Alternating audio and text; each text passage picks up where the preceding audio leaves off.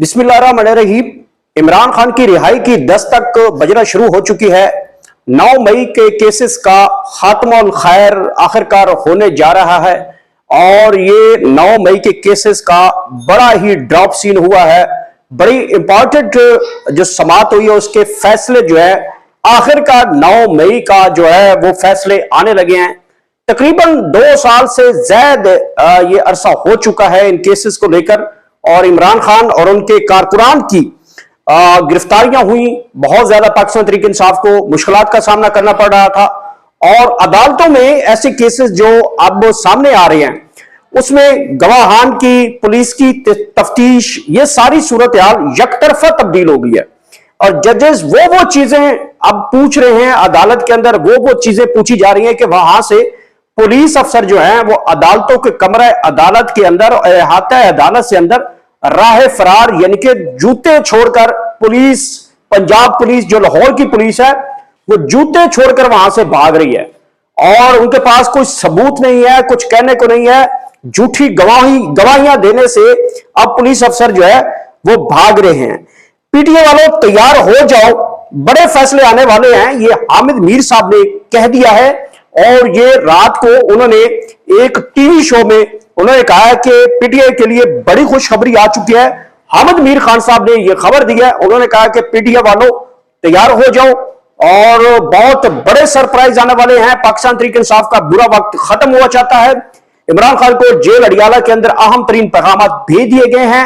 हामिद मीर साहब ने अपने प्रोग्राम में मजीद उन्होंने इंकशाफ किया कि पीटीआई के लिए अब जो कांटा लगा हुआ था वो खत्म हो चुका है, पाकिस्तान तहरीक इंसाफ का वक्त शुरू हो चुका है और उन्होंने मजीद कहा कि अब इमरान खान को बाहर आने से कोई रोक नहीं सकता। उनके मुताबिक इमरान खान साहब को अब कोई वजीर आजम बनने से नहीं रोक सकता, यह कहना है जनाब हामिद मीर साहब का।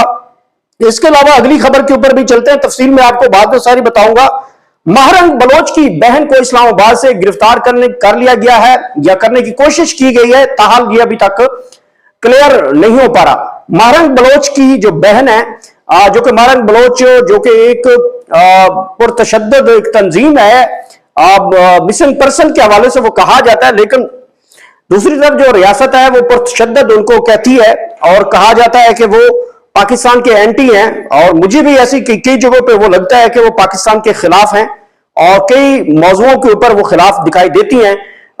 बीएलए के ऊपर वो जो है मजम्मत का जवाब नहीं देती, चुप रहती है। उनकी बहन को जो है गिरफ्तार कर लिया गया इस्लामाबाद से। मुराद सईद मंजर आम पे आ गए। ये तकरीबन 3.5 साल के लगभग जो है मुराद सईद रह रहे और अचानक अब वो मंजर आम पे आ चुके हैं। सियासी एक्टिविटी शुरू कर दी गई है और पाकिस्तान तहरीक इंसाफ की जो मौजूदा लीडरशिप है या मौजूदा आगे जो तहरीक है उसके लिए वो अब दस्तयाब होंगे, क्योंकि वो अब पार्लियामेंट का हिस्सा बन चुके हैं, वो सेनेटर मुंतखब हो चुके हैं और अब वो पाकिस्तान तहरीक इंसाफ की बाकायदा तौर पर सियासी एक्टिविटीज का हिस्सा रहेंगे। मरियम नवाज की मरी में एंट्री है, जबकि पूरा पंजाब जो है, अगली खबर पर चलते हैं, तफसील में आपको सारे साथ बाद में बताता जाऊंगा। मरियम नवाज की जो मरी में एंट्री हुई है, तकरीबन 45 गाड़ियों का प्रोटोकॉल है, लेकिन पंजाब डूब रहा है, इसके साथ पिंडी डूब रहा है, जेलम डूब रहा है, चकवाल डूब रहा है, हाफिजाबाद डूब गया है, पिंडी भटिया डूब गया है, चिनियोट डूब गया है, जंग डूब गया है। ये सारे वो जिले जहां पे लाहौर डूब चुका है, शेखुपुरा डूब चुका है, सियालकोट डूब चुका है, गुजरांवाला डूब चुका है। मुल्क के अंदर बल्कि पंजाब के तमाम अजला में इस वक्त सैलाबी सूरत हाल है और मैडम जो है वो मरी के ठंडे बादलों में उन्होंने एंट्री डाली है। 45 गाड़ियों का प्रोटोकॉल है, आवामी पैसा है, खर्च कर रहे हैं। बाप का होता तो शायद इतना ना खर्च करती। ये उसकी शुरू से आदत है कि जब कोई ऐसा खजाने से पैसे मिले तो फिर मेकअप से लेकर सर्जरियों के टांके त्रोपे और नई बाड़ियां छट करवाने तक जो है वेल्डिंग का सिस्टम भी कौमी खजाने से करवाती है मैडम, जो आपका दिल करे। ये अल्लाह ताला की तरफ से कोई इम्तिहान है, मैं समझता हूं कि जो इस वक्त मियां नवाज शरीफ साहब के ऊपर चल रहा है। अल्लाह ताला उनसे कोई हिसाब ले रहा है, अल्लाह ताला कोई उनसे ना कोई किसी किस्म का बदला ले रहे हैं। इमरान जो नवाज शरीफ साहब हैं, जिस तरीके उनकी सियासत को दफन कर रही है मरियम नवाज, ये अल्लाह ताला उनसे कोई बदला खास ले रहे हैं। इसके ऊपर भी रोशनी डालेंगे। और अगली आखिरी खबर जो है वो सबसे बड़ी इंपॉर्टेंट है। वजीर आजम की पीटीआई को सबसे बड़ी ऑफर पेश कर दी गई है। वजीर आजम शहबाज शरीफ की पीटीआई वालों को बहुत बड़ी ऑफर जो है वो पेश की है और साथ ही अडियाला जेल के अंदर उन्होंने एक बहुत बड़ा पैगाम भेजा है। अब पाकिस्तान तहरीक इंसाफ की कोर्ट के अंदर यह बात है कि वो शहबाज शरीफ की इस ऑफर को क्या करते हैं और इमरान खान साहब इसके ऊपर क्या करते हैं। ये वो टॉप 3 खबरें हैं जो आपके साथ मुकम्मल तफसील के साथ शेयर करते हैं। सबसे पहले बढ़ते हैं जी, पहली खबर 9 मई के केसेस में इमरान खान की जीत हुई है। ये एक अहम नुकता है जिसके ऊपर इमरान खान समेत उनके कारकुनान को जिस तरीके से 9 मई के अंदर घसीटा गया, उनको गिरफ्तारियां हुई, लोगों के कारोबार बंद करवाए गए, घर तोड़े गए, चादर चार दीवारी का पमाल किया गया, बहनों बेटियों माओं की इज्जतों को उछाला गया, बालों से घसीटा गया। इसके साथ साथ एक सख्त तरीन क्रैकडाउन पाकिस्तान तहरीक इंसाफ के लिए कराया गया और पाकिस्तान तहरीक इंसाफ ने इस क्रैकडाउन का सामना किया। लोग छुप गए, लीडरशिप छुप गई, इमरान खान गिरफ्तार हो गए और पार्टी का कोई भी सेहरा जो था वो गायब हुआ।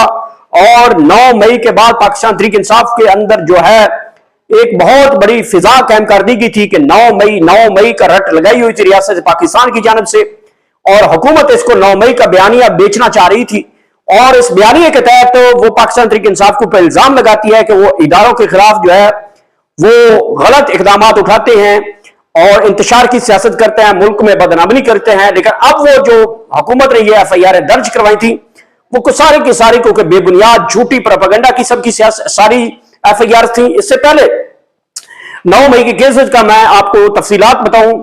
इस्लामाबाद हाई कोर्ट ने सबसे पहले 9 मई का केस का फैसला सुनाया था। जस्टिस सोमरो साहब ने ये 9 मई का फैसला सुनाया और उन्होंने 9 मई के जो उस वाकये की CCTV फुटेज दरकार की तो प्रोसिक्यूटर और पुलिस इन्वेस्टिगेशन के पास वो CCTV फुटेज नहीं थी, जिसकी बुनियाद के ऊपर जो है वो केस मुकदमा है जो वो खारिज कर दिया गया और तमाम इमरान खान समेत तमाम लीडरशिप और कारकुनान को बाइज्जत तौर पर अदालत ने बरी किया। बल्कि जो 9 मई का मुकदमा उन्होंने बनाया था उसमें प्रोसिक्यूटर या उसमें मुलव्वस एहलकार पुलिस अफसर के खिलाफ कानूनी कार्रवाई का भी अदिया दिया।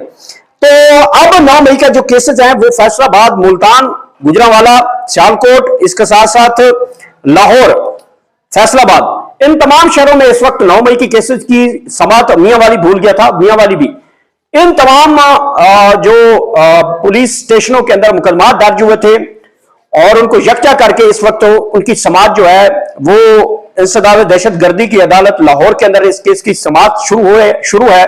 फैसलाबाद इंसदाद दहशतगर्दी की अदालत शुरू है, मियांवाली इंसदाद दहशतगर्दी की अदालतों में इन केसेस की समात शुरू हो चुकी है और प्रोसिक्यूटर और पुलिस इन्वेस्टिगेशन जो टीमें हैं वो इस मुकदमों से भाग रही हैं, सबूत नहीं है। पुलिस बार बार माफिया मांग रही है, कारकुनान के पांव पकड़ रही है, पुलिस वालों को बहुत ज्यादा तकलीफ पहुंच रही है, लोगों को हार्ट अटैक पहुंच रहे हैं, अल्लाह माफ करे उनकी जिंदगियां हमेशा रहे।